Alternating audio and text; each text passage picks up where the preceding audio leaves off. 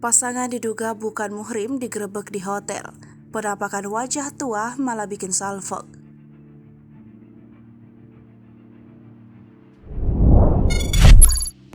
Penampakan memang tidak mengenal waktu dan tempat. Bahkan ketika sedang memergoki orang sedang berdua-duaan di kamar, hantu masih sempat-sempatnya menampakkan diri. Salah satunya terekam dalam video berikut ini.